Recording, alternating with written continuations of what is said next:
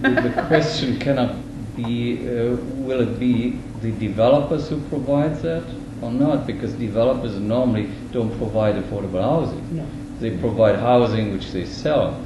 The only way to get developers to provide affordable housing is by making a demand or condition of subdivision or development approvals. Mm-hmm. And that normally is done by way of a housing policy.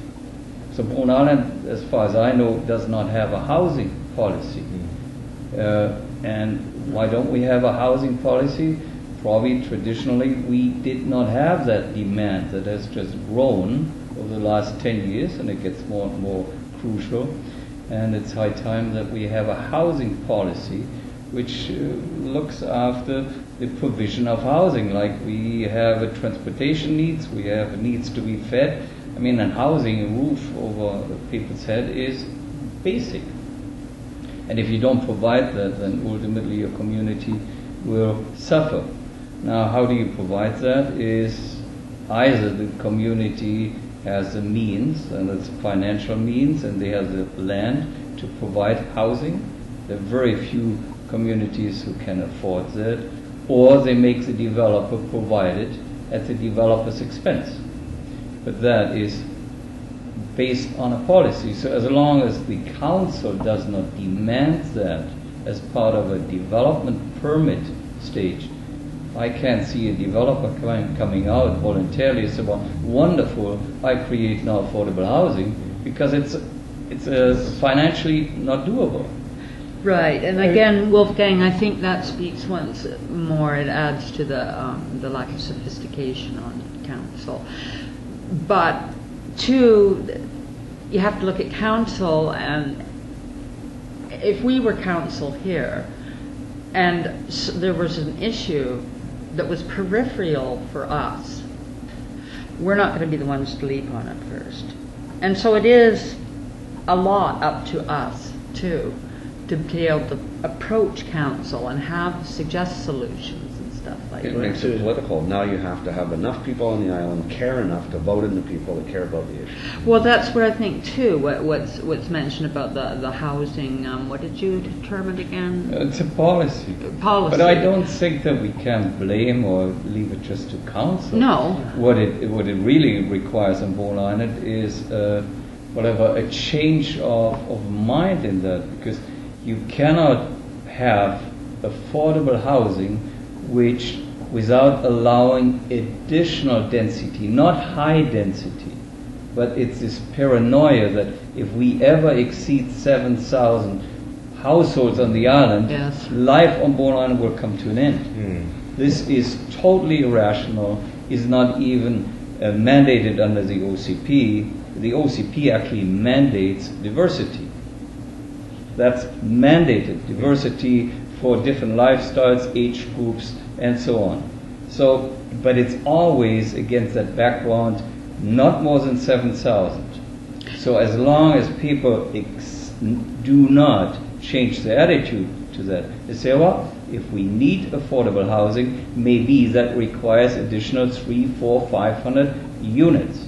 So as long as 7,000 is the gospel, then you don't need a housing policy. You just have to accept that more and more of your neighbors will be replaced with part-time residents, and we will become a very generic, very affluent society. But that is ultimately the decision of the people. Mm-hmm. But the people here are so in love with their illusion of morality and this gospel, this deity of 7,000. So don't blame council. Council will ultimately always do what people demand. Well, that's reflecting what I was saying in a different. It's just you're speaking in a different way, Wolfgang. But the whole idea of population cap and stuff is another ball game. And I mean, the 7,000 thing, I think most of the population knows is almost like a whimsical number drawn out of the air. It was a day and a night study that was based on what? I don't know. And again, I've approached council about things like when we do land inventory, part of that and natural resources land inventory. Part of that is having a full-scale picture that we can see of how many lots are there here, how many are living here, what has been proposed, what is coming up for proposal, what is grandfathered, what's going to get knocked off the bookshelf. Looking at the big picture and trying to get to a population cap like Whistler has, and it's been very beneficial for them. Wolfgang, back to Alan's rental housing request, is that something we can reasonably expect from a developer? To build rental housing? Absolutely. I mean, we cannot find people working for us. Mm-hmm. We cannot, because we can't house them. Yes. And a lot of young folks, I mean, and I look at their places because we have to subsidize their rent, and I'm horrified.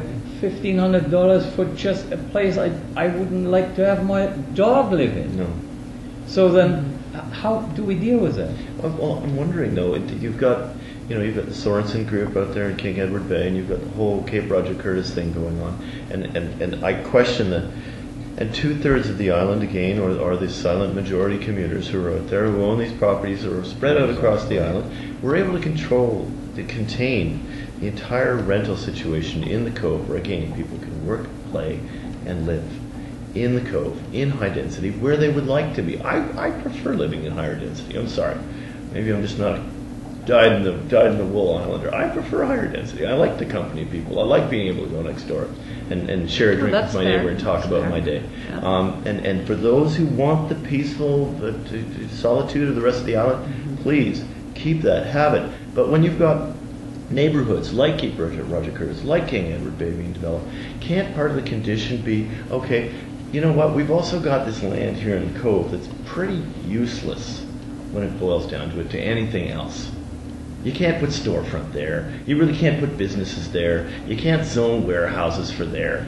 Can't we just put up, let's just put, can we say to these developers, okay, if you're doing it out there, please develop it as sweetly as you want to, but part of the condition is back here in the Cove, where all the laborers are going to be, and those who want to live in a denser area and want to have a nightlife, could we please put rental housing there and make that part of the condition? Is that a possible? So a land density transfer. Yes, a land density transfer. Well, for instance, in the current Cape Roger Curtis proposal, there's something like 112 units at the municipality's discretion to use as affordable housing. Right. So you're going to put people who can you not take those 112 units over here? And the municipality certainly could decline to build those units out there and build them in here, which decreases the density. Well, I would say the municipality will for sure decline to build because they don't have the money. They would have to raise